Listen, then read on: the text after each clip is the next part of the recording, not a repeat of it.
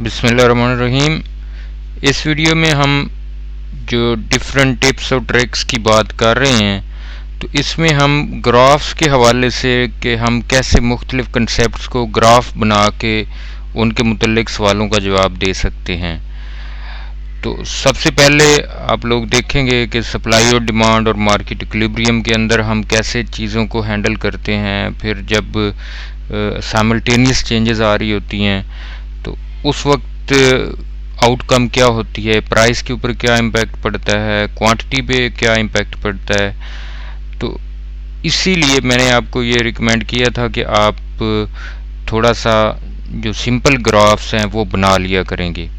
इसके साथ साथ मैंने जो पिछली वीडियो थी उसमें आपको टिप्स दी थी और मुख्तलिफ टैक्टिक्स बताए थे। तो इसमें आपने ये भी याद रखना है कि जब आप अपने टेस्ट की तैयारी कर रहे हैं तो आपने ऑप्शंस को रट्टा नहीं लगाना, बल्कि आपने किसी स्टेटमेंट के जवाब के हवाले से कोई ऑप्शन वो उससे मैच कर रहा है तो आपने उस ऑप्शन के बैकग्राउंड में गौर करना है, उसकी जस्टिफिकेशन, उसकी लॉजिक वो क्या बनती है। तो अगर आपको लॉजिक समझ आ जाएगी कि ये वाला आंसर सबसे ज़्यादा सूटेबल है, तो आप पेपर के अंदर भी किसी भी तरह का जो क्वेश्चन आएगा उसके लॉजिक को समझ के आप जवाब देंगे तो आपके लिए ज़्यादा बेहतरी हो सकती है। अगर आप ऑप्शंस को रट्टा लगाने बैठ जाएंगे तो फिर आप पेपर के अंदर जाके, क्योंकि ऑप्शंस एग्जैक्टली उस तरह के नहीं होने, ना ही उनकी वो अरेंजमेंट होनी है, तो रट्टा लगाने की वजह से आपको उसका कोई फ़ायदा नहीं होगा। बल्कि आपने ऑप्शंस जब आप तैयारी कर रहे हैं तो उनको उस वक्त ही आपने समझ लेना है कि ये ऑप्शन क्यों इस स्टेटमेंट को ज़्यादा सूट कर रहा है। तो इसलिए आपने इस चीज़ को भी ज़हन में रखना है। और ये जो अभी मैं आपके सामने ग्राफ्स को बना के और उनके अंदर चेंजेस को ले आके उन इनकॉर्पोरेट करके दिखाऊंगा, आपने इसी तरह के सिंपल ग्राफ्स बना के अपने पेपर को हल करना है। टैक्टिक्स की बात जैसे हम कर रहे हैं तो ग्राफ की मैंने आपको बात की कि आप सिंपल ग्राफ बना लें। तो ये एक ग्राफ है जिसमें हम मार्केट इक्विलिब्रियम फाइंड करते हैं, सप्लाई और डिमांड का इंटरेक्शन। तो उसके बाद हमारे पास इक्विलिब्रियम प्राइस और इक्विलिब्रियम क्वांटिटी आती है। लेकिन अगर प्राइस इससे कम या ज़्यादा हो तो फिर शॉर्टेज भी हो सकती है और सरप्लस भी हो सकता है। तो इस तरह का कोई सवाल आता है तो आप सिंपल ग्राफ बनाएं, या इसी ग्राफ को आप रिकॉल कर सकते हैं कि अगर इक्विलिब्रियम प्राइस से प्राइस ऊपर हुई थी P3 तो सरप्लस आया था, और इक्विलिब्रियम प्राइस से प्राइस नीचे गई थी P2 तो शॉर्टेज आई थी। इसी तरह अगर सप्लाई और डिमांड में चेंजेस आती हैं तो मार्केट प्राइस या इक्विलिब्रियम प्राइस और क्वांटिटी में जो चेंज आएगी वो आप ग्राफ के साथ कर सकते हैं। इसमें आप देख रहे हैं कि ये इनिशियल इक्विलिब्रियम है सप्लाई और डिमांड का। अब अगर डिमांड बढ़ती है तो एक तो ये है कि डिमांड बढ़ने के बाद डिमांड कर्व ऊपर चला जाता है, और उसकी वजह से आप देख रहे हैं कि प्राइस भी बढ़ेगी और क्वांटिटी भी बढ़ेगी। तो इसके अलावा कोई और ऑप्शन होगा तो वो गलत होगा। इसी तरह अगर डिमांड कम होती है तो फिर क्या होगा, इसका उलट होगा।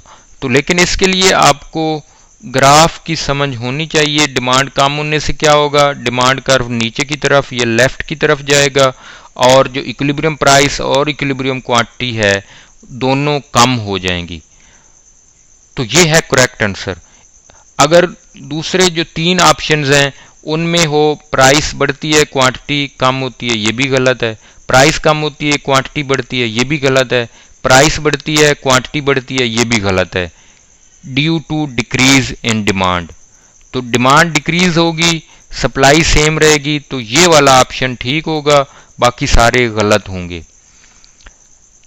इसी तरह अगर सप्लाई में चेंजेस आती हैं तो आप बड़ी आसानी से इसको देख सकते हैं कि जो मार्केट प्राइस और इक्विलिब्रियम क्वांटिटी है उसके ऊपर क्या असर पड़ेगा। तो सप्लाई में इंक्रीज होने के बाद आप देख रहे हैं ये इनिशियल है, और चेंज आने के बाद हम यहाँ पे आए हैं तो क्वांटिटी बढ़ गई है और प्राइस कम हुई है। सप्लाई कम होने से क्या असर पड़ता है, ये आप इनिशियल इक्विलिब्रियम है, सप्लाई कम होने की वजह से क्या होगा, सप्लाई कर्व इधर इस साइड पे शिफ्ट हो जाएगा। ये देखें, तो नया इक्विलिब्रियम ये एस्टेब्लिश हो रहा है और इसमें क्या हो रहा है, प्राइस बढ़ रही है और क्वांटिटी कम हो रही है। तो इस ऑप्शन के अलावा जितने भी बाकी ऑप्शंस होंगे, आपने ग्राफ अगर बना लिया है तो आप डायरेक्ट इसी पे जाएं, बाकी ऑप्शंस पढ़ने की भी जरूरत नहीं है। आपने ग्राफ अगर बना लिया तो आप डायरेक्ट आप P इंक्रीजेज Q डिक्रीजेज, ये वाला ऑप्शन आपने ढूंढना है। आपके जेहन में भी आ चुका है कि ये ऑप्शन, ये आंसर है, तो ये आंसर आपके ऑप्शंस में मौजूद होगा, आपने उसको ढूंढना है, बाकियों के ऊपर आपने गौर ही नहीं करना। और ये लास्ट ग्राफ है जिसमें हम दोनों को चेंज करके देखते हैं, सप्लाई भी चेंज हो रही है, डिमांड भी चेंज हो रही है, तो उसका असर क्या पड़ेगा इक्विलिब्रियम क्वांटिटी और इक्विलिब्रियम प्राइस पे। तो सप्लाई भी बढ़ी है, डिमांड भी बढ़ी है। इसमें यह हुआ है कि जो सप्लाई जितनी बढ़ी है, डिमांड भी उतनी ही बढ़ी है। तो इससे क्या हुआ है, क्वांटिटी तो बढ़ गई है लेकिन प्राइस में कोई चेंज नहीं आई, क्योंकि अगर फर्ज करें सप्लाई 50% बढ़ी है तो डिमांड भी 50% ही बढ़ी है, तो प्राइस पे कोई असर नहीं पड़ा लेकिन क्वांटिटी बढ़ गई है। तो लेकिन बाकी और भी ऑप्शंस हो सकते हैं, सप्लाई बढ़ जाए डिमांड कम हो जाए, सप्लाई कम हो जाए डिमांड बढ़ जाए, या सप्लाई ज्यादा बढ़े और डिमांड भी बढ़े लेकिन सप्लाई से थोड़ा कम, यानी सप्लाई अगर 80% बढ़ी है, डिमांड बढ़े 50%, तो उसमें आप ये जो ज्योमेट्रिकल डिस्टेंस है वो आगे पीछे उसमें वेरिएशन होगी। तो आप इसको बड़ी आसानी से हैंडल कर सकते हैं। ये इलास्टिसिटी का कंसेप्ट अगर आता है तो आप ग्राफ बना के इसको भी देख सकते हैं। ये है परफेक्टली इनइलास्टिक डिमांड। इसमें क्या होता है कि प्राइस में चेंज आ रही है लेकिन डिमांड में कोई चेंज नहीं आ रही। ये सप्लाई के लिए भी ऐसा ही होता है, परफेक्टली इनइलास्टिक सप्लाई भी ऐसी ही है। क्या हो रहा है, प्राइस बढ़ रही है लेकिन सप्लाई सेम है, क्वांटिटी सेम है। उसके दूसरी एक्सट्रीम है परफेक्टली इलास्टिक सप्लाई या डिमांड। तो जैसे जैसे हम ये क्लॉकवाइज मूव करेगा इलास्टिसिटी बढ़ती जाएगी। यहां पे इसकी इलास्टिसिटी जीरो है क्योंकि change in quantity is zero और चेंज इन प्राइस वो है, तो जो आउटकम है वो जीरो ही होगी। ये जैसे जैसे क्लॉकवाइज मूव करेगा, रोटेट करेगा, इलास्टिसिटी बढ़ती जाएगी। आप ये देख सकते हैं।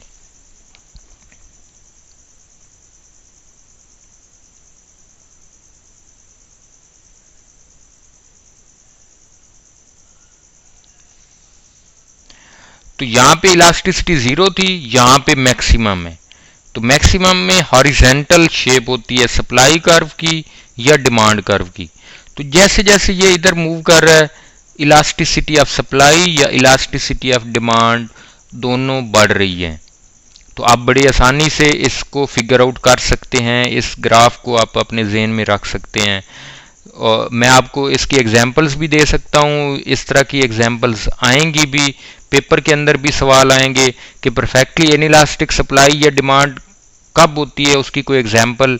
तो स्टेडियम की seats, number of seats in A sports stadium, वो उसकी सप्लाई परफेक्टली इनइलास्टिक है क्योंकि नंबर ऑफ सीट्स फिक्स्ड हैं लेकिन प्राइस वेरी कर सकती है। कोई मैच नहीं हो रहा, प्राइस जीरो है, लेकिन कोई एक लोकल मैच होता है तो कुछ प्राइस होगी, नेशनल लेवल का मैच होता है प्राइस थोड़ी ज़्यादा हो जाएगी, इंटरनेशनल लेवल का होगा तो प्राइस और ज़्यादा हो जाएगी। तो नंबर ऑफ सीट्स अगर 10,000 हैं तो वो 10,000 ही हैं, लेकिन जब मैच नहीं हो रहा था तो प्राइस ज़ीरो है, और मैच होने शुरू हो जाएं तो प्राइस बढ़ती जाएगी लेकिन number of seats with in A stadium it will remain same.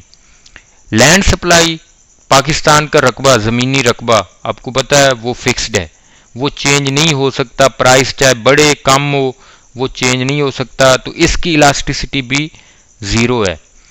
Demand के हवाले से इंसुलिन की डिमांड वो भी इसी तरह से, ये डार्क ब्लू जो लाइन आपको नज़र आ रही है, इंसुलिन की डिमांड वो परफेक्टली इनइलास्टिक है। प्राइस चेंज हो ना हो, लोगों ने इंसुलिन जिनको ज़रूरत है वो लेंगे।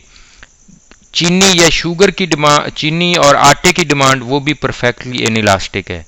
प्राइस कम हो ज़्यादा हो, लोगों ने उतना ही आटा इस्तेमाल करना है और उतनी ही चीनी इस्तेमाल करनी है जितनी वो पहले कर रहे थे। तो सप्लाई या डिमांड चेंज नहीं होती, प्राइस चेंज होती रहती है परफेक्टली इनइलास्टिक डिमांड में। परफेक्टली इलास्टिक सप्लाई या डिमांड में क्या होता है कि आपकी ये है, प्राइस सेम रहती है लेकिन डिमांड चेंज होती रहती है।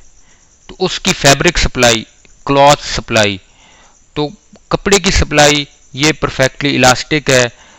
आज एक फर्म कुछ नहीं बेच रही, कल वो ज्यादा लेके आ जाएगी, कल उससे ज्यादा लेके आ जाएगी, कल उससे अगले दिन और ज्यादा लेके आ जाएगी।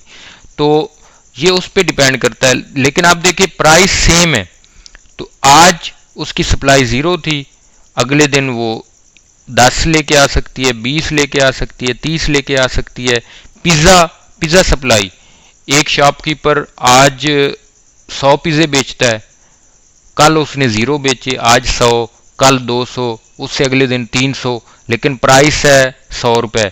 100 या 200 या 50 जितनी भी है, प्राइस सेम है, लेकिन number of pizzas supplied in the market it is changing. तो प्राइस सेम रहती है, सप्लाई चेंज होती रहती है। डिमांड में अगर हम बात करें तो इन चीजों की डिमांड भी परफेक्टली इलास्टिक है। फैब्रिक डिमांड, आज एक हाउस होल्ड या एक घराना वो कोई कपड़े लेने नहीं जाता मार्केट, तो एक सूट 1000 का है, वो आज लेने के लिए नहीं गए, तो डिमांड 0 है लेकिन प्राइस तो 100 है। कल वो 2 सूट ले लेते हैं, तो सेम प्राइस पे डिमांड ज्यादा हो गई है। उससे अगले दिन 10 ले लेते हैं, तो सेम प्राइस पे डिमांड ज्यादा हो गई है। उससे अगले दिन या उससे अगले महीने वो 20 ले लेते हैं। इसी तरह पिज्जा डिमांड, आज एक घर वाले ने कोई पिज्जा नहीं लिया, प्राइस 100 रुपये है, कल वो 2 ले लेते हैं, उससे अगले दिन 4 ले लेते हैं, उससे अगले दिन 10 ले लेते हैं। तो इनकी डिमांड वेरी कर रही है, क्वांटिटी डिमांडेड वेरी कर रही है, जबकि प्राइस में कोई चेंज नहीं आ रही। जब हम इलास्टिसिटी की बात करते हैं तो टोटल रेवेन्यू को भी साथ में हम अगर देख लें तो कुछ क्वेश्चंस इस पे भी आपको आ सकते हैं पेपर के अंदर। तो अगर इलास्टिक डिमांड हो, प्राइस बढ़ने से टोटल रेवेन्यू कम होता है। इलास्टिक डिमांड क्या होती है? जब इलास्टिसिटी जो है वो ग्रेटर देन 1 हो। तो इलास्टिक डिमांड में प्राइस बढ़ने से टोटल रेवेन्यू कम होता है और प्राइस कम होने से टोटल रेवेन्यू बढ़ता है। इनइलास्टिक डिमांड और टोटल रेवेन्यू का क्या रिलेशनशिप है? इनइलास्टिक डिमांड होती है जब elasticity of demand is less than 1, तो 1 से कम हो, तो उसमें क्या होगा? टोटल रेवेन्यू के ऊपर प्राइस बढ़ने से टोटल रेवेन्यू बढ़ेगा और प्राइस कम होने से टोटल रेवेन्यू कम होगा। तो ये कंसेप्ट्स और ट्रिक्स आपको अच्छे तरीके से याद होने चाहिए, इनको अप्लाई करना है। और उसके लिए ये बुक्स हैं और हेल्पिंग मटेरियल भी यहाँ नीचे आप देख रहे हैं, इस लिंक के ऊपर नीचे कमेंट सेक्शन में आपको मिल जाएगा। इकोनॉमिक्स बाय मैकॉनल, ये आप पढ़ें, ये इसकी सॉफ्ट कॉपी इस लिंक के ऊपर आपको मिल जाएगी। Principles of microeconomics by Mankiw, ये ऑनलाइन आपको मिल जाती है, आप डाउनलोड कर सकते हैं। ये भी अच्छी बुक है माइक्रो इकोनॉमिक्स पे। Economic development by Todaro and Smith, ये भी अच्छी बुक है। बेसिक कंसेप्ट्स और ग्लॉसरी आप लोग पढ़ लें, या समरी आप पढ़ लें, या की कंसेप्ट्स, या क्विज। इस बुक के अंदर भी इसके क्विज भी आप देखेंगे सेक्शन, हर चैप्टर के अंदर हर 2-4 पेज के बाद क्विज आता है, आप उसको हल कर लेंगे तो आपको बहुत ज़्यादा फ़ायदा होगा। मैं अगले लेक्चर के अंदर आपको इस क्विज के हवाले से लिंक भी बता दूंगा, जहाँ से आप खुद भी सॉल्व कर सकते हैं और अपने आप को जज कर सकते हैं। इकोनॉमिक्स इन 1 लेसन, ये बुक है हेनरी हैजलिट की, बड़ी अच्छी छोटी सी बुक है। जो बेसिक कंसेप्ट्स हैं आप उनको बड़े अच्छे तरीके से यहाँ से कवर कर सकते हैं। और बेसिक इकोनोमेट्रिक्स के लिए आप गुजराती की बुक को फॉलो कर सकते हैं, डेफिनेशंस के लिए, कंसेप्ट्स के लिए। तो ये लिंक है, आपको ये कमेंट सेक्शन के अंदर मिल जाएगा। इसको क्लिक करके आप हेल्पिंग मटेरियल को डाउनलोड कर सकते हैं। So thank you for watching this video. I hope you enjoyed and I hope you will benefit from this. आने वाले लेक्चर्स में मैं इंशाल्लाह आपके साथ ये 3 एस्पेक्ट्स डिस्कस करूंगा। इंटरव्यू के लिए कैसे तैयारी करनी है, बेसिक कंसेप्ट्स को कैसे अंडरस्टैंड करना है, और जो मेजर डिफरेंसेस हैं इन कंफ्यूजिंग इकोनॉमिक टर्म्स, मसलन isoquant, indifference curve, budget line, isocost line, production possibility frontier, इनके slopes, marginal cost, marginal factor cost, marginal product, marginal revenue product, total revenue product, budget deficit, budget surplus, balance of payment account, current account, balance of trade, इस तरह के जो, और इन पे बहुत सारे questions आपके पेपर में भी आएंगे। So keep watching. इंशाल्लाह आपके साथ इंटरेक्शन होता रहेगा। अपने कमेंट्स और सजेशंस के साथ ज़रूर मुझे आगाह कीजिए। Thank you.